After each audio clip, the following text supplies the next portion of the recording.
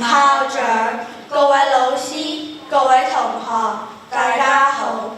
喺啱啱過去嘅3月29日，升旗隊總會舉行咗週年檢閱禮，同時慶祝抗日戰爭勝利80週年。我哋紅馬嘅升旗隊都參加咗呢個1年1度嘅升旗界盛事。今日想同大家分享一下。喺呢個檢閱禮之前，我哋有2個星期六都出咗去接受專業嘅訓練。經過專業訓練當中，我哋嘅步操都有好大進步，亦體驗到升旗隊真係一個堅毅嘅制服隊伍。到正式嘅週年檢閱禮，呢個唔單止是係慶祝嘅日子，更係我哋共同思考國家安全嘅重要時刻。作為升旗隊嘅一員，我哋肩負住捍衛國家尊嚴同榮譽嘅使命。首先，我哋必須認識到軍事安全係國家安全嘅基石。喺現今複雜多變嘅國際環境中，國防嘅強大與否，直接影響到我哋嘅生存同埋發展。軍事安全係指國家不受外部軍事入侵同埋戰爭威脅嘅狀態，以及保障持續第一安全狀態嘅能力。軍事安全嘅係國家安全體系嘅重要領域，亦都係其他領域安全，包括國土安全、海外利益安全等嘅重要保障。強國必須強軍，軍強長國安，國防同埋軍隊建設係國家安全嘅堅強後盾。但係乜香港有軍隊咩？有啊，我哋有駐港解放軍㗎嘛。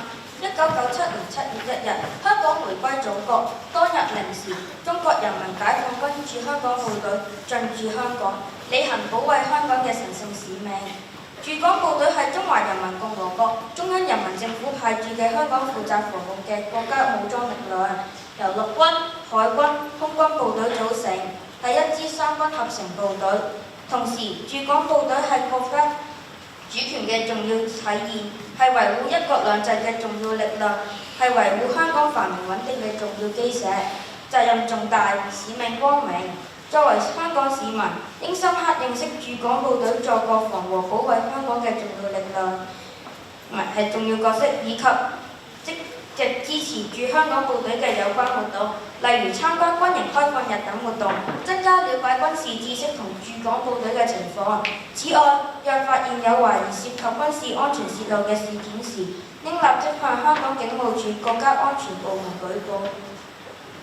而我哋當日好榮幸見到駐港解放軍部隊，佢哋係負責為當日嘅週年檢閱禮作升旗嘅儀式。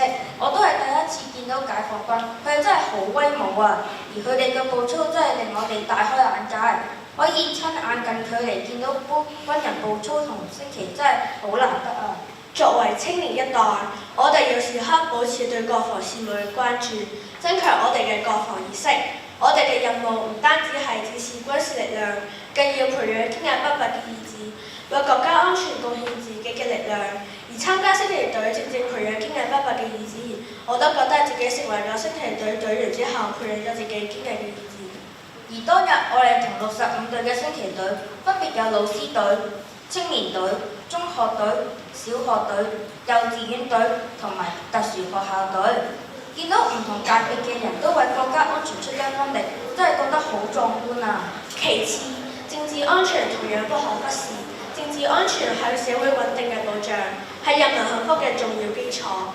雖然我哋只係學生，但我哋必須理解國家嘅政策同埋方針，增強法治意識同埋社會責任感。喺全球化嘅背景下，我哋要學識用開放嘅心態去理解同包容唔同嘅聲音。但同時都要堅定維護我哋嘅核心價值觀同埋國家利益。最後想同大家分享一個好消息，當日我哋仲拎到2等獎，真係好開心啊！我希望每一位同學繼續發揮自身嘅力量，不斷提升自己嘅素質，為國家安全同埋社會穩定貢獻智慧同埋勇氣。我哋嘅每一次升旗都係對國家最崇高嘅敬意。讓我們共同努力，為我們的國家未來齊手並進。多謝大家。